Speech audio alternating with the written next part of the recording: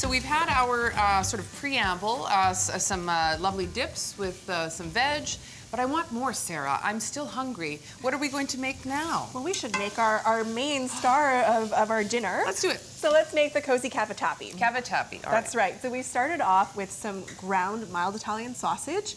I've seen now more recently in the stores you can buy it not in the casing, which makes it so easy. But you know what, if you can't find it that way, you just sort of take it out of the casing and put it in. Away you go. Okay. So much flavor.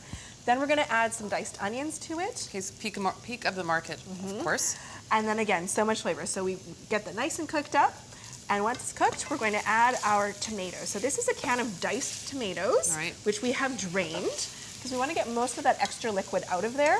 This is also a really great recipe if you have a lot of garden tomatoes that you want to use up. You could use garden tomatoes in this as well. Right. So then, to that, we're going to add our bell peppers. Peak of the market. And so we've got sort of a mixture of the red, yellow, orange, but you could use whatever, whatever you like, truly. Just makes it look nice and colorful, right? Totally. So then a little bit of seasoning to go on top of the seasoning we already have in our sausage. We've got a little bit of oregano. We also have a little bit of nutmeg. Which is interesting. It is. It's a kind of it's something you wouldn't normally find in a pasta, but it is nice. And this one actually doesn't have garlic in it. Can you believe it? What? Right? I know, right? No garlic. So we're also going to add a little bit of flour, which is going to act as our thickening agent. Okay, so this is interesting. So, of course, Manitoba wheat flour.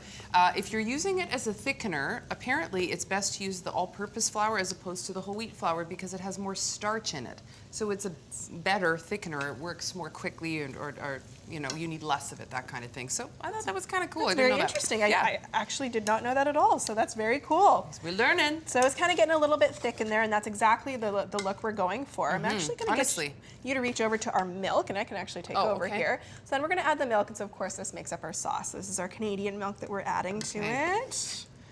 Wait a minute, have we made a roux yet this season?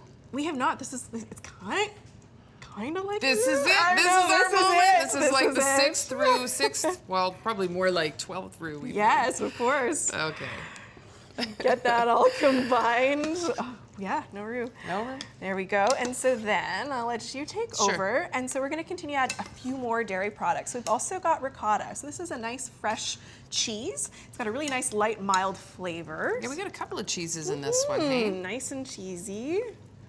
Okay, and this is not going to take long at all to thicken up. Not at all. And now you will see that it doesn't completely melt into it, and that is okay because it's gonna have some bake time as well. We're doing other things to it. A little bit of Parmesan cheese as well. Yeah. So that's gonna get all melty in there. So you can see that our sauce is truly starting to come together and thicken. So where the recipe gets its name, the Cozy Cavatappi, is from the noodle. And so the noodle that we've got over here is called a cavatappi noodle. Okay. It also goes by the name of tortiglione. It also goes by the name of scooby-do. So any kind of corkscrew, spiral, short pasta is truly what you could use in here. It really doesn't matter. And I'm thinking, like, if you want, to encourage your young children to eat this, maybe let them pick the scooby-do or whatever other kind of pasta they fancy. That's right. That could be one way to go. So I'll get you to actually reach over there and you can put that pasta in here. Okay. So we'll put the pasta in.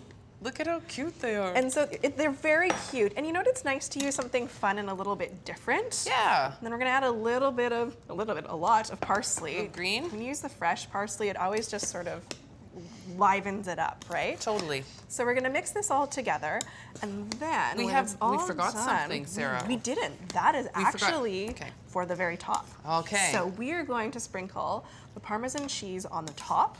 And then we're going to put this entire pan under the broiler, which is why it's very important if you've got an oven-safe pan to do it in that. Because you're putting the whole thing. You put the whole thing in the oven. So I actually have one in the oven if you'd like to take it out, and then we can see what it looks like. Let's do that. I'll sprinkle this on the top. So this part takes what, 20 minutes, something like that? Probably not even, maybe 20 minutes with cutting up the veggies. And maybe even thinking about cooking the pasta. And there you go.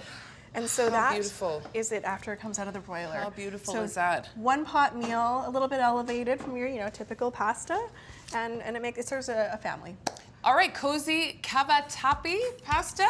Nailed it. When we come back, chocolate zucchini cupcakes with buttercream icing. Can't wait. Don't go anywhere. We'll be right back on Great Tastes of Manitoba. You're watching Great Tastes of Manitoba, brought to you in part by GreatTastesMB.ca. Local farms, local foods.